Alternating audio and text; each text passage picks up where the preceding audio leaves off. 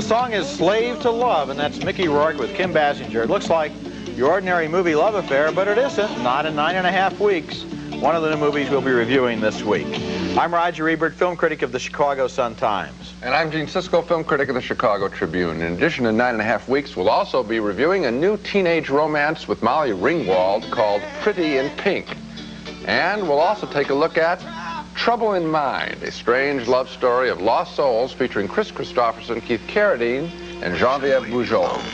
But first, Roger starts with a thriller called The Hitcher. Here is a movie that pretends to say one thing and is really saying another thing altogether. The Hitcher tells the story of a young man who's driving alone through the deserts of the Southwest when he picks up a mysterious hitchhiker, a man who is a mass murderer and who has somehow decided to frame this kid with his crimes. Here's the scene that sets up the movie as the young man begins to figure out how much trouble he's in.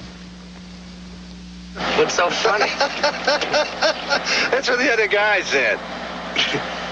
Who's the other guy? The guy who was driving that car back there. The guy who picked me up before you did. Was that him in the car? Yeah, I'm sure it was. Couldn't have walked very far. Why is that? Because I cut off his legs. And his arms. And his head. And I'm gonna do the same to you. That's Rutger Hauer as the hitchhiker. He turns into a Superman in this movie, able to be everywhere and know everything, and in this scene survives suicidal stunts.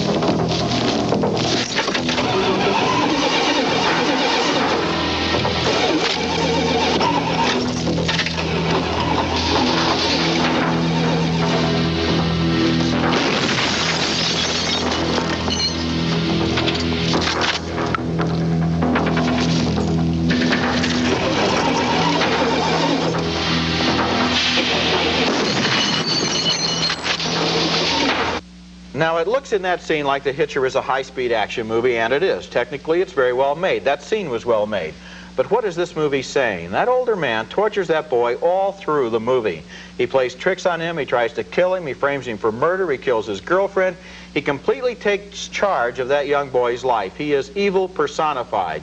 And at the end of the movie, what happens? Something very sick happens. There is the unmistakable implication that that kid sort of liked that treatment and that he might become the next Hitcher. Later in the show, we have a movie named 9.5 Weeks that's gotten a lot of publicity for its story of kinky sex. But if you look beneath the surface of The Hitcher, this movie is 10 times more perverted, more heartless, and more cruel. It's a deeply cynical movie that doesn't even have the courage to admit what it's really about, which is gay sadomasochism. And I don't know which I hated more in this movie, the cynicism or the dishonesty. Well, Roger, I can't quantify the hatred I have for this movie, but I'm going to try. Okay. Because I get paid to do that. Very early on, and we saw that first scene, the dismemberment scene. That's the hook.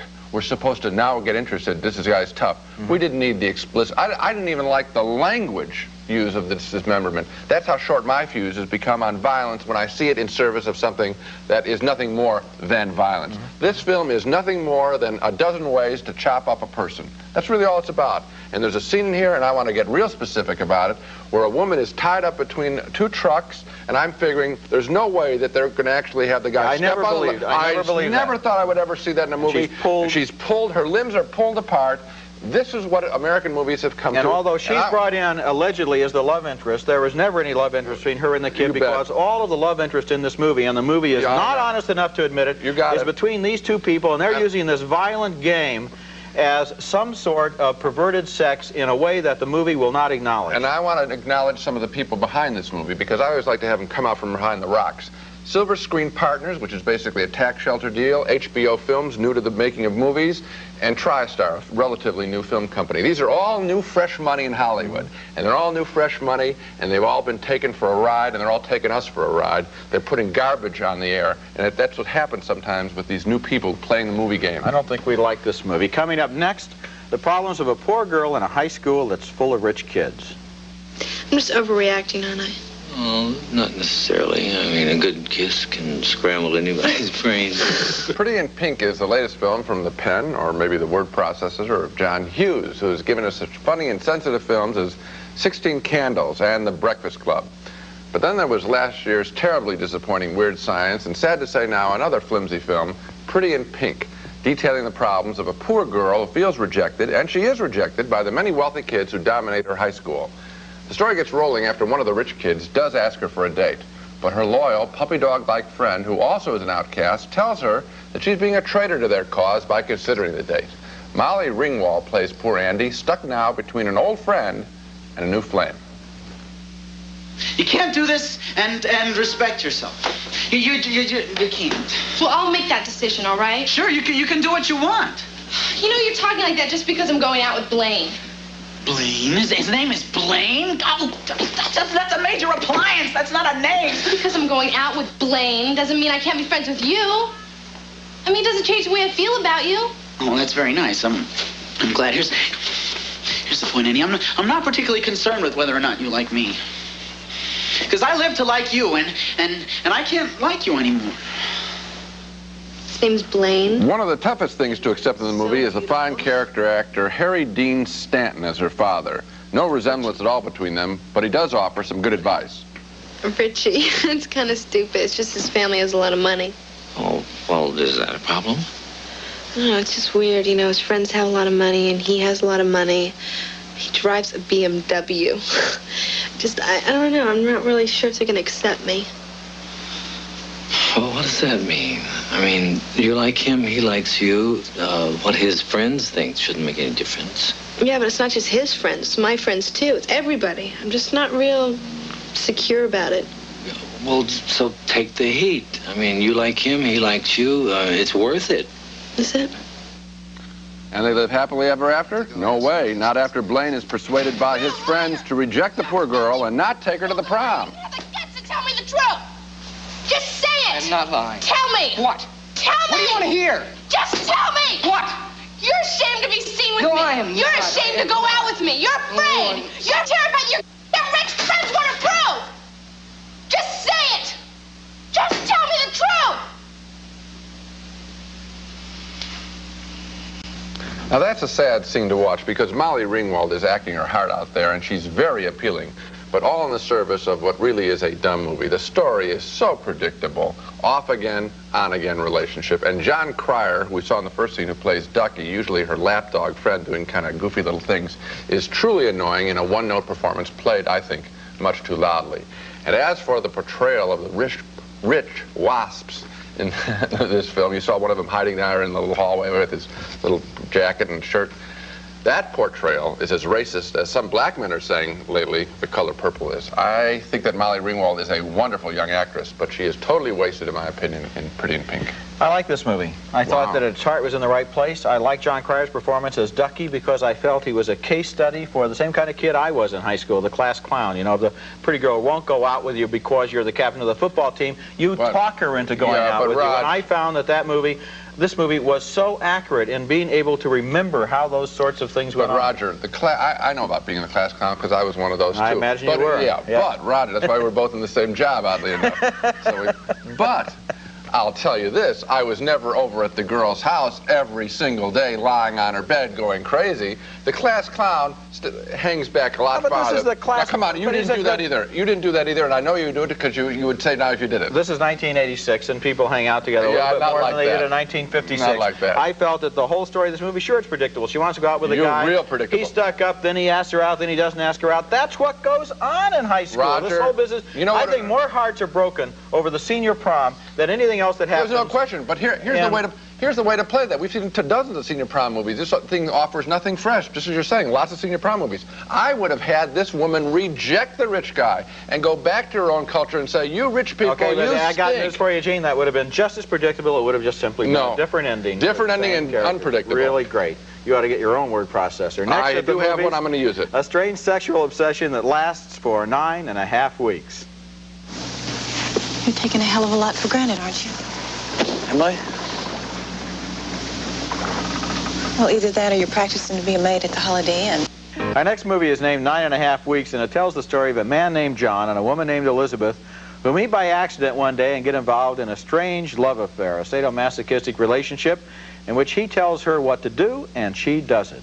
At first, their relationship is just a harmless game, sort of a sophisticated Manhattan flirtation, as in this scene, which takes place on a houseboat not long after their first meeting.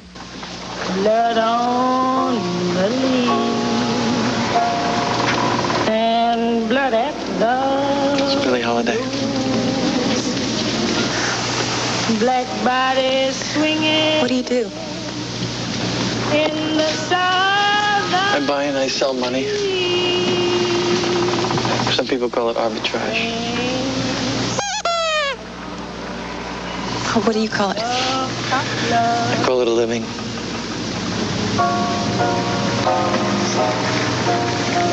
So you sleep with your telephone under your pillow? No, I don't do that. I used to do that. I don't have to do that now. But your business is very risky, isn't it? Well, it's not any riskier than you coming here. Coming out here where there's no neighbors around. I mean, we hardly know each other. I mean, I don't know you. You really don't know me. I mean, there's no taxi cab waiting on the curb. There's no phone booth outside. There's no one to hear you if you called out. She becomes fascinated by this guy and wants to find out more about him. So one day when she's alone in his apartment, she goes through some of his stuff, and that doesn't please him one bit. I didn't think you'd be here. Why'd you do that? Sorry. You've been a very bad girl, Elizabeth. I want you to face the wall, and I want you to raise your skirt, because I'm going to spank you. You are kidding. I'm not kidding. She begins to realize by the end of this movie that he may not place any limits on his own behavior. Mickey Rourke and Kim Basinger are the stars of the film, and I thought they created a very effective relationship, especially considering that one of the rules of their game is that they remain sort of strangers to one another. Despite all the publicity about 9.5 Weeks, which is supposed to be the most scandalous major movie in 15 years in Hollywood's history, it isn't really a very shocking movie. It's sort of soft-core, soft-focused sexuality, but some of the scenes I thought were very erotic. And there's another thing I liked about the movie.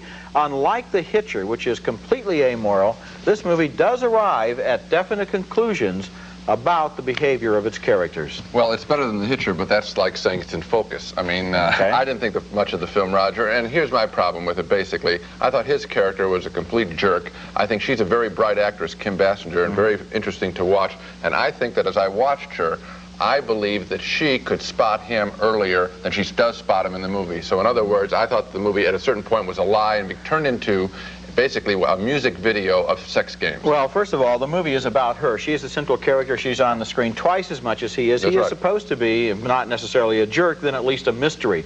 A person who really doesn't let her know anything about himself until it's too late. But I found it interesting that this movie was willing to go into the mind of this woman and show her experimenting with these things, and then her own self-respect provides her with a cutoff point, and she says, no further, that's where I stop. And I found, seeing this movie within a 2-day period after seeing The Hitcher, the two of them are both, a lot of people won't spot this, are both about the same thing, and 9.5 Weeks is a lot more humanistic. Yeah, but Raj, again, comparing it to The Hitcher is not a compliment to this film at all. I'll compare this to another film and show you how bad I think the film is. I'll compare this to Last Tango in Paris, which is also about people, strangers entering a relationship in a closed room, and it's about real pain and real people and real characters. And Last Tango in Paris is the film on this subject. But you're the doing definitive a film on this subject. Well, this is trash. I mean, compared it's to it. very easy to bring in one of the greatest masterpieces of all time. Good, I just find did it. This week's movie isn't that good. I think you brought my in one of the comparison is much better because you brought one in one of the lousiest movies of all time. I think that my comparison was more appropriate. Coming up next, a whole group of colorful drifters and lovers hang out at Wanda's Cafe. Coop's always telling me nobody gets saved. But I was saved because of you. Our next film is going to be one of the year's real discoveries, I think, and it's the film I hope that's going to make a popular name of its director, someone who isn't well known, Alan Rudolph. Last year gave us the cult hit Choose Me, and this year does an even better job, I think, with the moody adult love story Trouble in Mind. Rudolph directs with all the styles of a 40 director, filming the night people at night. His films, though, are in color and lurid color, and the people couldn't be more colorful or more unpredictable, including in this film, Chris Christopherson is a former cop just out of jail, trying to reestablish a long-lost love with Wanda, Genevieve Bujold, who runs the neighborhood cafe. Here, they've just had sex.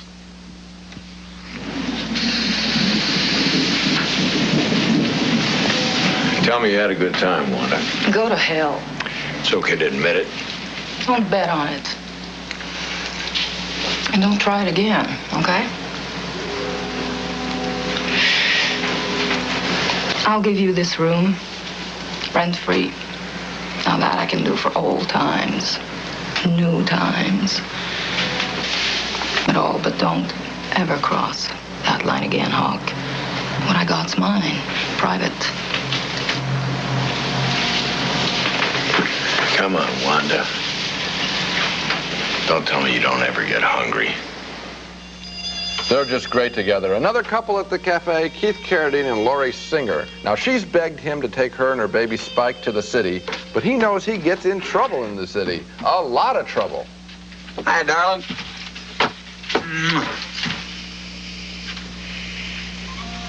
What's the matter with you? Where have you been, Coop? What have you done to your hair? Look, don't bug me. I got a big deal tonight. I need rest, so just lay off.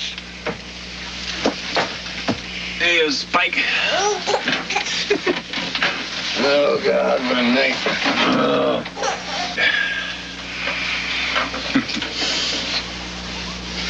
Coop, what? George, out! What are you doing? What's the matter with you? You'll love us, Coop! Look, I got important business tonight, okay? Well, don't you bother coming back. You're the one always nagging about wanting something better, not me. Why are you doing this? Doing what, Georgia? You know, you push me. But you don't like where I go. And where he goes is he becomes a common thief, dressing, as you can see, in an uncommon way. He's really very good at playing a creep. As for the Chris Christopherson and Genevieve Bujold relationship, it's never fully explained what's going on in their past. It just has a magnetic force all its own, and I love that about this film, that it doesn't feel the need to explain everybody's past history. And also, you cannot predict where this movie is headed or who's going to be a hero at what time. The film gives us a complete counterculture world of thieves and mobsters in the night, who I think are the most colorful crowd of hoods I've seen since The Godfather, and that's a hell of a compliment.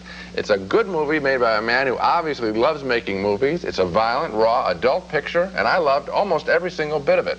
Alan Rudolph is the director's name. And he's made a lot of movies, other movies that we've liked too, including Songwriter last year with Willie Nelson. The thing I liked about this movie so much is that it was alive. Every second was alive. The characters were as unpredictable as people in real life would be. The turns and twists of the plot were as unpredictable as they might be if they were not in a movie. And the characters were allowed to be eccentric and individual and quirky and not made out of the basic Hollywood character cookie cutter. Okay, and I would call it the Hollywood character cookie cutter made of people with an average age of about 19. These are adults. We haven't seen a picture with adults. With all respect to your opinion of Mickey Rourke and Kim Basinger in that film, you know that these people are more adult-like. This is the real stuff of people. I will say this about Genevieve Bujold in this movie and in Choose Me and in Tightrope with Clint Eastwood. She's fabulous. Genevieve Bujold is at her peak right now. I'll go to see her in anything. Anything. Except The Hitcher. Now let's take another look at the movie. She's not in The Hitcher. I know, that's why. Well, now let's take that's a very brilliant observation. Now let's take another look at the movies we reviewed this week. We gave 2 thumbs down to The Hitcher, the disgusting exploitation of perverted violence. We hated it. A split decision, though, on Pretty in Pink, about Molly Ringwald going to the senior prom. I thought it was a heartwarming portrait of teenagers. Gene thought it was recycled out of other movies. Got it. Another split decision on 9½ Weeks, the offbeat sex drama with Mickey Rourke and Kim Basinger. It didn't turn Gene on, but I found it provocative. And finally, 2 thumbs up very enthusiastically for Trouble in Mind, the stylish melodrama starring Chris Christopherson and Geneviève Bujold. And that's the one to see. We ought to have an Alan Rudolph Film Festival one of these days. He makes such good movies. And how about a Geneviève Bujold Film Festival? I'd see that, because she goes way back to, you know, Anne of 1,000 Days. I think that's a great idea. Okay, that's it for this week. Next week, join us for reviews of 4 more new movies, including Gung Ho, starring Michael Keaton as an American sent to Japan to save his company's auto plant. Also, Crossroads, starring Ralph Macchio as a classical guitarist on the trail of a legendary lost blues song. That's all next week, and until then, we'll see you at the movies.